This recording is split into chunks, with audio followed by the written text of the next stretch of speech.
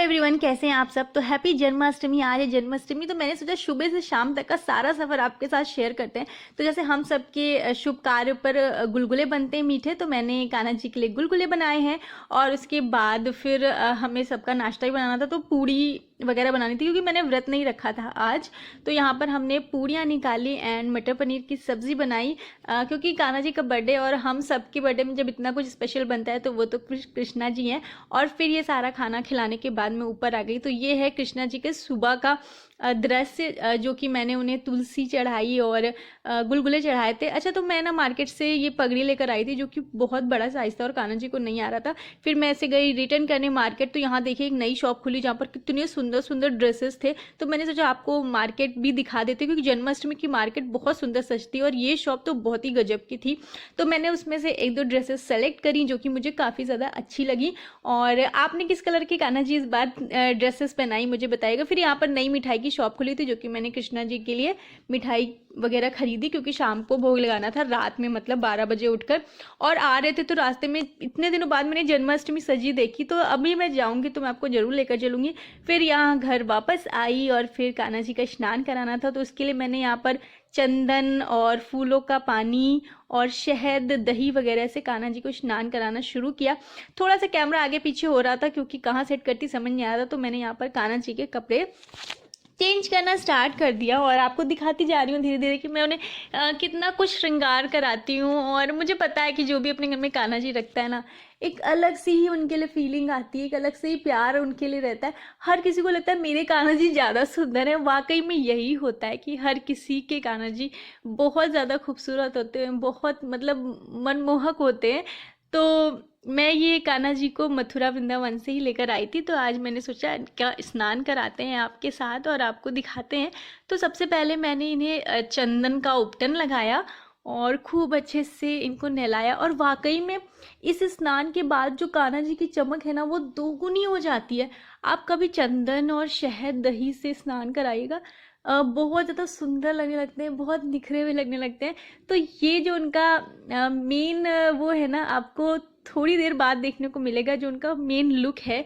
तो यहाँ पर मैंने खूब अच्छे से रगड़ रगड़ के स्नान करा रही थी। और ये चंदन मैंने लिक्विड वाला लिया हुआ है, हरि दर्शन का आता है वो लिया है।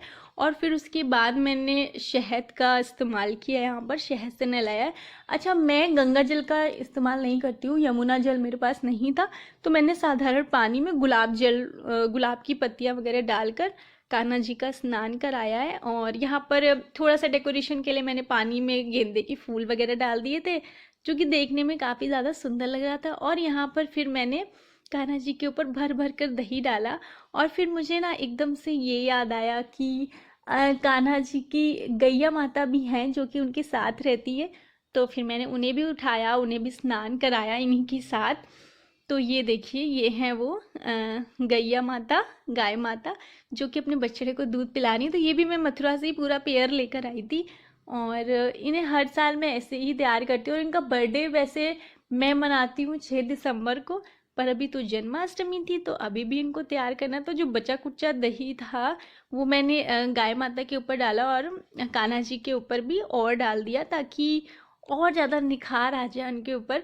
तो मतलब मुझे ना लगता है कि यार मेरे कान्हा जी, मुझे लगता है मेरे कान्हा जी सबसे ज़्यादा सुंदर हैं, सबसे ज़्यादा प्यारे हैं। क्या आपको भी ऐसा लगता है? तो मुझे कमेंट सेक्शन में ज़रूर कमेंट करके बताइएगा।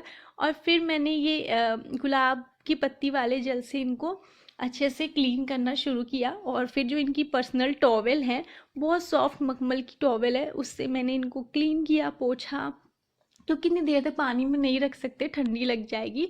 मौसम हल्का सा ठंडा आने लगा है बच्चों के हिसाब से। तो मैंने इन्हें अच्छे से क्लीन किया और फिर उनकी गाय माता को भी क्लीन किया। बहुत दिनों बाद व्लॉग बना रही हूँ ना, तो ऐसे बोलते भी नहीं बन रहा है, क्योंकि शॉर्ट व्लॉग में वॉइस ज़्यादा डालनी पड़ती है। फिर ये देखो, ये ड्रेस मैं लेकर आई थी मोर पंख वाली, और मैंने सोचा इस बार पर मैं ना पैरेट ग्रीन कलर लेने गई थी लेकिन मुझे अवेलेबल नहीं हुआ, और मैं यहाँ पर ये कलर लेके आई। फिर ये इनकी अलमारी है जिसमें इनका जो इयररिंग्स वगैरह हैं या फिर गले के माले वगैरह रखे रहते हैं, तो वो मैं देख रही थी कौन सा इससे मैच करेगा। तो यहाँ पर ये पूरा मैंने सेट तैयार किया है। और ये जो सेट है ना बहुत ज़्यादा सुंदर लग रहा था। तो अब मेरे कान्हा जी को पूरा मैं दिखाऊंगी, लेकिन लास्ट में ही आपको देखने को मिलेगा कि वो कितने ज़्यादा सुंदर लग रहे थे। और उन्हें देखने से पहले एक बार राधे राधे ज़रूर कमेंट में लिख दीजिएगा और बोल दीजिएगा, ताकि उन्हें नज़र ना लगे किसी की। तो ये देखिए, ये इनका चोकर सेट सबसे पहले मैंने पहनाया। और ये हार पहना रही थी तो थोड़ा ज़्यादा लंबा जा रहा था, फिर उसके बाद सेट नहीं आ पा रहा था, तो मैंने हार को निकाला। एंड उसके बाद मैंने ड्रेस पहनाई कान्हा जी को।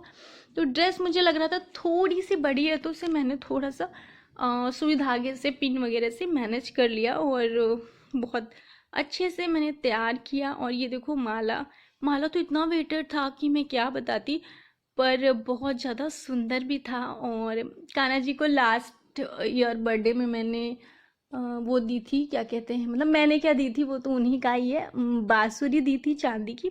तो उसके बिना वो बिल्कुल भी नहीं रहते हैं। तो ये देखिए यहाँ पर, तो यहाँ पर ना मैं कान्हा जी को उनका शीशे में दर्शन करा रही हूँ, क्योंकि ऐसा कहा जाता है कि कान्हा जी को जब तैयार करो तो सबसे पहले वो ही अपना खुद शीशे में देखना पसंद करते हैं अपने आप को, और डायरेक्ट किसी और पे नज़र नहीं पड़नी चाहिए। फिर ये मैंने यहाँ पर ये फाउंटेन जैसा है मैंने ख़रीदा था, तो मैंने सोचा इसे भी जन्माष्टमी में सजा देते हैं, काफ़ी सुंदर लगेगा। तो अब क्या आप मेरे कान्हा जी को देखने के लिए तैयार हैं? तो ये जो प्लेट, अगर आप ये लेना चाहते हैं, इसका लिंक डिस्क्रिप्शन में मैं डाल दूँगी, बहुत सुंदर प्लेट थी। तो चलिए अब हम चलते हैं अपने कान्हा जी की तरफ। और ये रही सारी प्रसादी, ये है मेरे कान्हा जी, राधे राधे। तो प्रसादी में मैंने मेवा पाक बनाया था, पंचामृत बनाया था, और काजू की बर्फ़ी थी, और ड्राई फ्रूट्स थे, और मेवा था, फल थे, बस यही सब कुछ था। तो कैसा लगा मेरा आज का ये मिनी व्लॉग, मुझे कमेंट